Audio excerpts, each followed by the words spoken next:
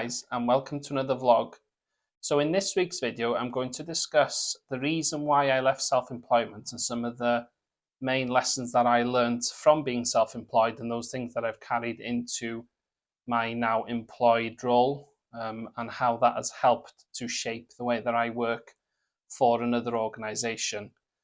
So in last week's video, I shared some business lessons with you. Again, I'm going to say it this week. It's not this video is not a how-to guide. It's just me sharing my advice, my guidance, and the lessons that I learned in the hope that it will help you along the way if you are on the same sort of path between self-employment and paid employment. So as always, I got my notes in front of me here to make sure that we stay on track. So why did I choose to leave self-employment then?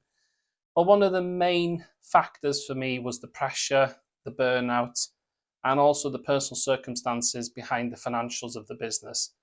Now, we had tried for 2.5 years to keep the business going when it started to have some financial difficulties, and it was a tough game trying to keep a business going, keep the finances healthy, whilst still not being paid for my time within the business. That was a difficult one. So that was one of the main reasons why I suppose I had to find paid employment at the end. When we decided to close both businesses, it felt like the only route that I could take really to support me, support my family, and to pay my bills. And also what comes with running a business is the pressure. You know, you have a lot of deadlines, you have a lot of work, and that can create burnouts. And having looked back now in hindsight, I think I did burn myself out. I overworked trying to maintain the level of service for customers and also trying to adapt our services and making sure that we were able to continue to pay the bills. And also, you know, I think I burnt myself out with the attempt of trying to save the business, you know, because like I've said in previous videos, it was my baby, you know, it was my business that I wanted it to succeed, and that wasn't the way that it went. So all of those elements there took me through a process of burnout, and I think I just hit a brick wall, and those circumstances led me to closing the business and really having to find paid employment in order to support myself and my family. Now that might sound quite defeatist, and at the time it was a horrible process to go through, and it felt right at the time.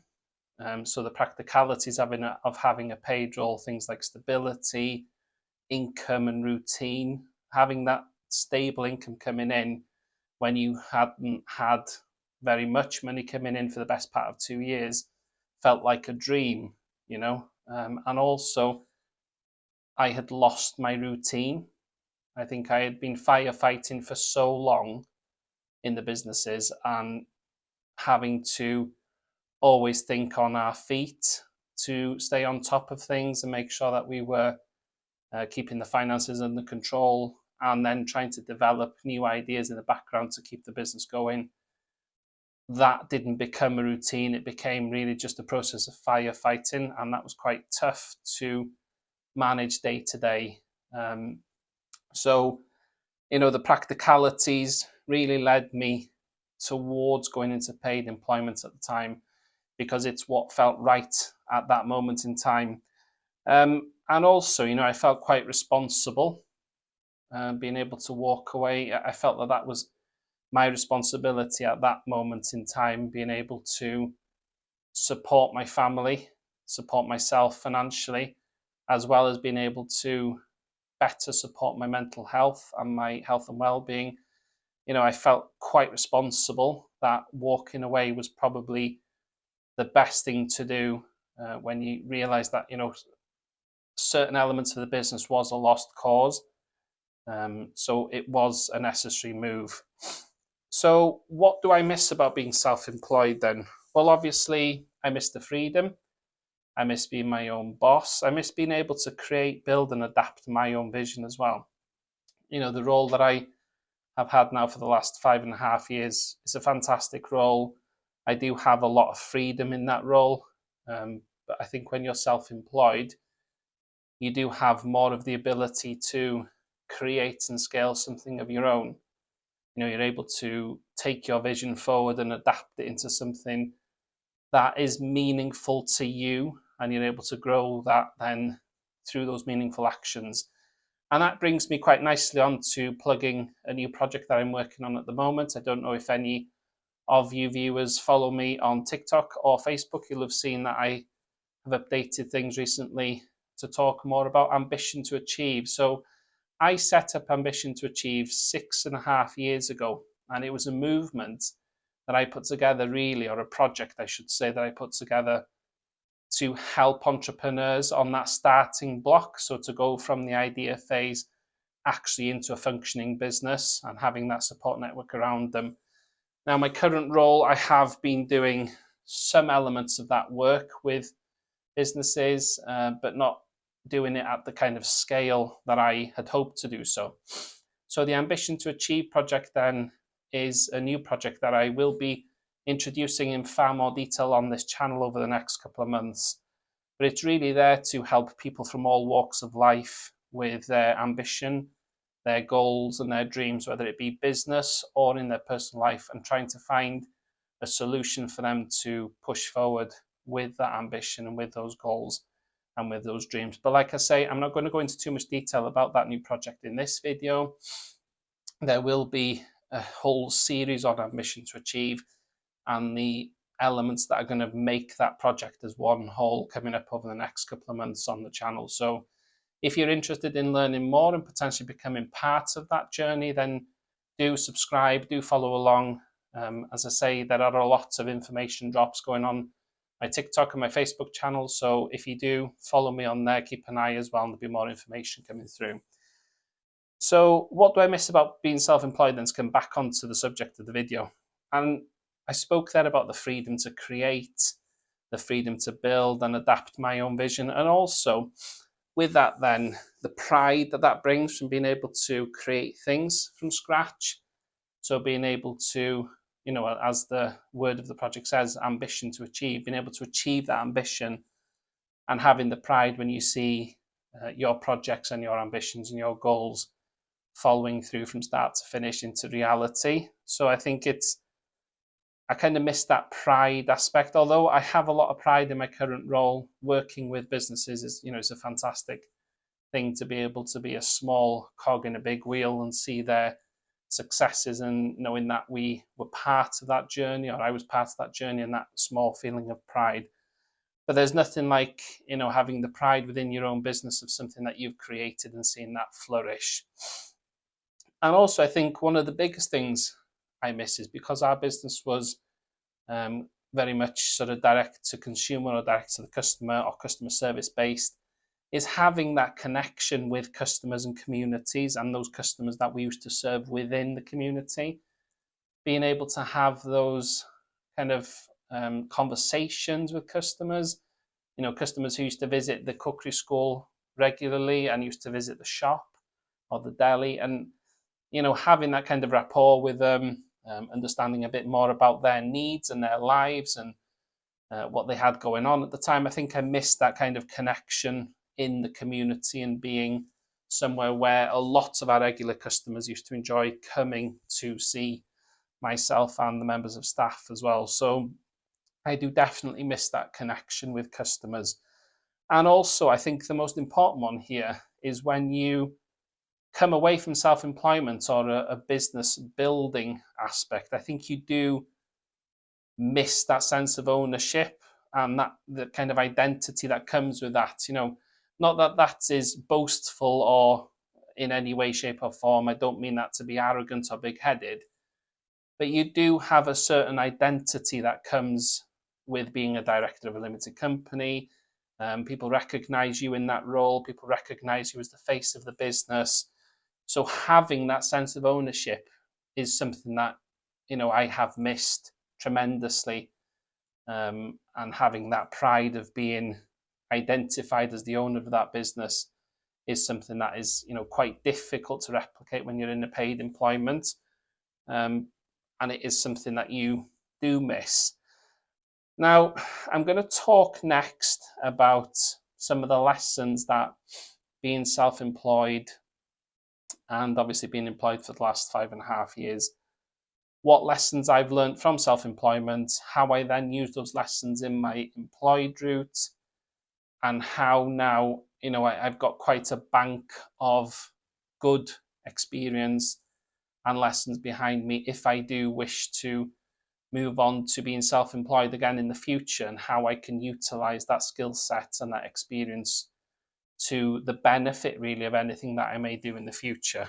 So I'm just going to have a little drink, bear with me. So what has employment taught me then over the last 5 years? Well, I've definitely gained a new perspective from working within a larger organization. So when you work within your own business, self-employed, dependent really, because if it's a small business and you're a solo entrepreneur or you're a solo founder, you don't have that network behind you. So if there's a number of directors on the board, then obviously you have people around you. When you work on your own in self-employment as a sole trader, it is quite difficult and is quite lonely. So I think you do lose that perspective of being part of a bigger team, being part of a kind of a wider organization. And I think I've definitely gained a new perspective and a new understanding on how to work with larger structures.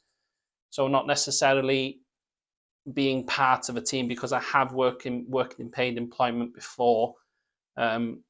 I suppose the lesson that I wanted to learn coming into this from a self-employed route with the potential of going back is understanding how does the client see their journey within our organization. So having those kind of key milestones and understanding how to communicate with a client and how you can build that journey into your client work when they're looking at the organization, as they're starting to work with you. So it's having that new perspective and having that new learning and understanding the journey of the customer or the client in much more detail.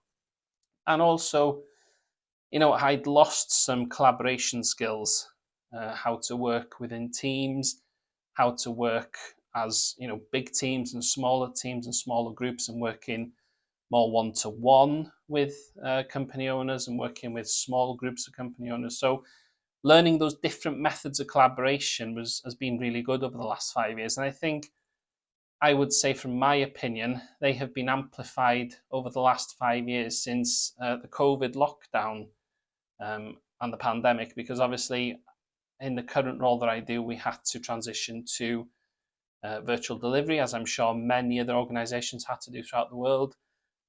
And in doing so, I think we gained much more understanding and learning on how to collaborate across different forces, because it's a lot easier to collaborate face to face with groups of clients, groups of directors within your business and customers. Having to adapt to virtual delivery, it's very different, because you lose that kind of human touch and that human element, and you lose being able to read the room when you're in a room, face to face with a group of people. So I think learning that collaboration again certainly over the last couple of years, as we've kind of readapted back into some face-to-face work, and being able to lead then on that collaboration in different environments, because I now come away from this 5 years where I am now with a different skill set. I'm able to collaborate and lead in a virtual sense, but I'm also able still to collaborate and lead on a face-to-face customer delivery, on a customer journey. So that collaboration and learning has been really invaluable in this paid employment route. And also, having the breathing space, I think, having the stability of a work structure from day to day, and having the stability of an income coming in regularly every month has obviously given me a lot of time to reflect on what success really means to me, what success really looks like, what do I want in the future, and how I wish to progress forward in the years to come with my own professional development and my own success in my personal life and also in my professional life, and also how I kind of reflect that success to my clients and my customers in the role that I do. So, that has been a big learning curve for me, because very much the project that I work on currently is quite a slow burner. The businesses that I had previous to this paid employment, they were quite fast transactional paced. So you may have a new customer with you for 4 to 6 hours a day, and that's it. They might come to one course at the cookery, for example, and you may not see them again for another 12 months. Or in the deli, you may have a customer that comes in once a week and you speak to them for 5 minutes, or they come in once a month and you speak to them for 10 minutes, for example. So I think having that time to reflect on that skill set of being able to have the kind of short, sharp conversation, transactional kind of basis with customers in my previous business role, whilst being able to manage, I suppose, project manage a process with clients in this current role. So giving me that kind of differentiated skill set, really, which has been, really good, and something that I can definitely carry forward into future projects that I may work on, and certainly be carrying that forward into the Ambition to Achieve project. Now, I apologise if you keep on seeing me looking down here. I have got notes in front of me just to keep us on track, to make sure that I cover all the points, because I think you'll see me quite often in our videos if I look down. I do apologise, but it's important to me that I have some prompts and some notes in front of me just to make sure that we cover off everything, because I want these videos to be as valuable as they possibly can for you as the viewers, and that you're able to take away as much as you can really from this process, from the lessons that I learned, in hope that they give you value. And then, like I said earlier, I'll go into a little bit more detail about the financial and the personal stability. So obviously having a paid role gives you that financial stability, because you have, a monthly income coming in. But then I suppose in stark contrast to that, you're selling your sort of time for money.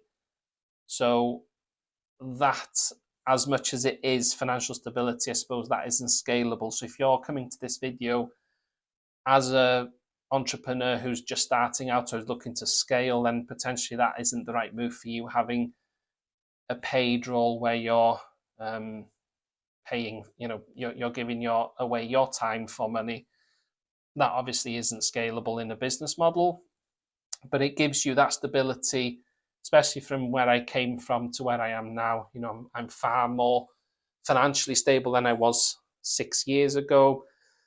And also, it's that personal stability. So, for example, I have a young family, so having kids and having a wife or a partner, they know where I am. So that stability comes in. They know that I work a certain amount of hours per day and what days that I work. So they know that, I'm in work on that time, I'm at home the other time.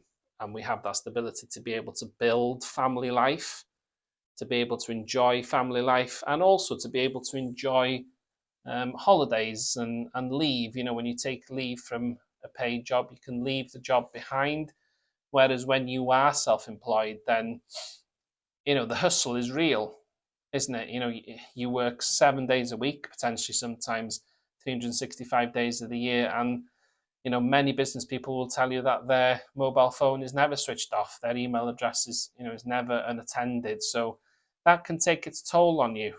So having that kind of stability financially and in life is really good. And it's been nice, because it's given me 5 years now of breathing space and 5 years of developmental space as well, of me being able to learn these lessons and understand a little bit more about the sector that I've worked in.